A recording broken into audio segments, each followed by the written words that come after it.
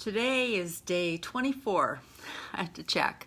Day 24 of 30 days of sharing ideas and experiences from my book, Heal My Voice, An Evolutionary Woman's Journey.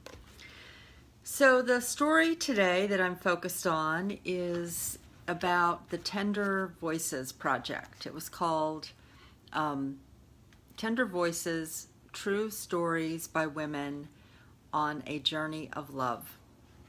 And so the question today is, what are your favorite ways to spend time with yourself?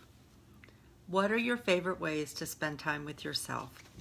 So I'm going to open by reading the beginning of this chapter.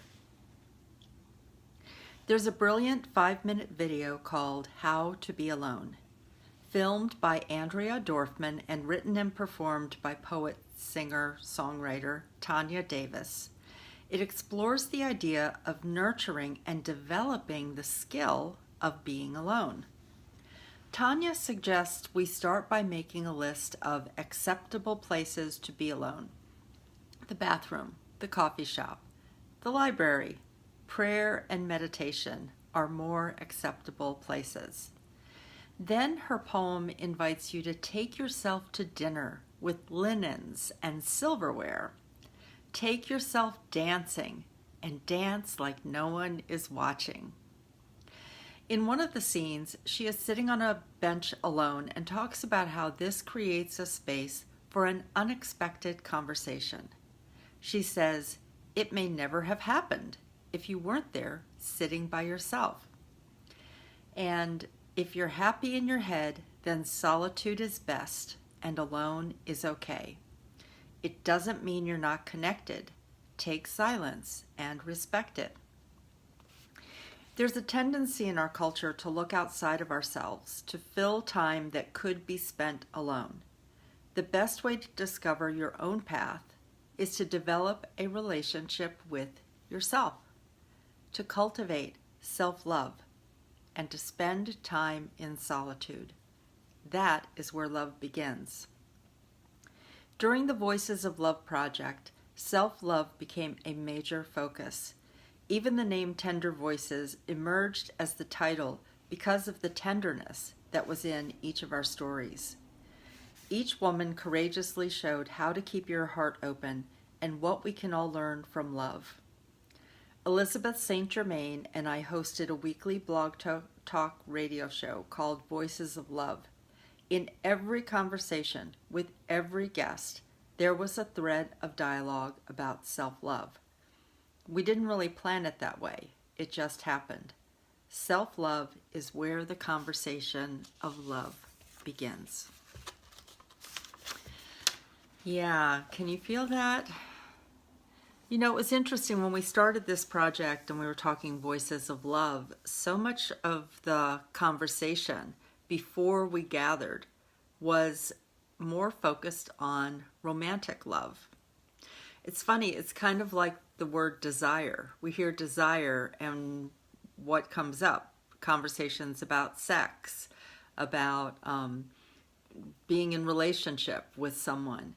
Whereas actually, love, the core of it, is the thing to cultivate inside of ourselves, self-love.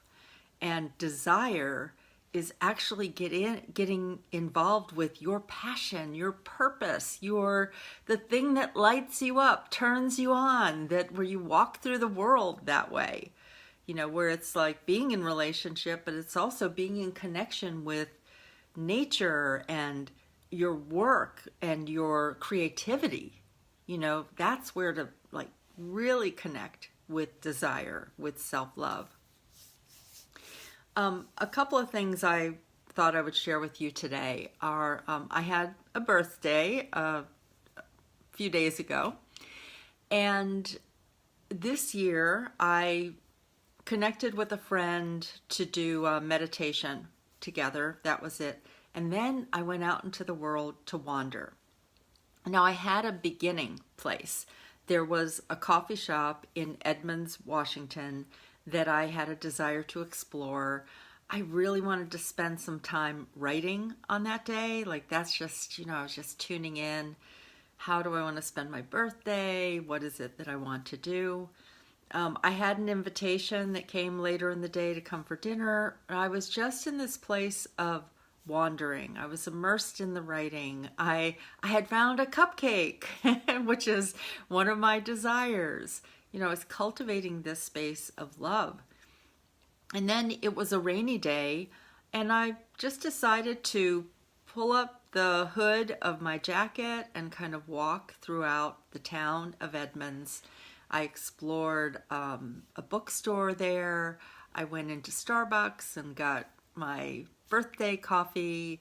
And then I decided to drive about 1.5 miles from there and just walk around the water's edge. And so it was tuning in. Like, to me, I love to take a day of wandering where I'm just tuning in to what it is. What do I desire? What would fill me today? Where can I empty? And tune in to that deeper intuition. Self-love, when it's cultivated, begins to guide us in our lives so that we're not saying yes to things that are shoulds or have tos, but we're actually in tune with how we want to live our lives, the choices and decisions that we want to make. And sometimes that is a stretch, or doing something like it's like a desire to be a good friend, and then tuning into how to balance that, where you have self-love for yourself, but you also push out a little bit and do things for friends. So it's about being more connected to yourself to know when to have alone time, when to connect with people, and then even noticing out in the world. Can you be alone out in the world? And then what can you bring to the world with your presence? Yeah, even walking through the grocery store, and noticing who you're connecting with. For those spontaneous conversations, the way that poem talks, How to Be Alone. Okay, so what are your favorite ways to spend time with yourself? That's the question of the day.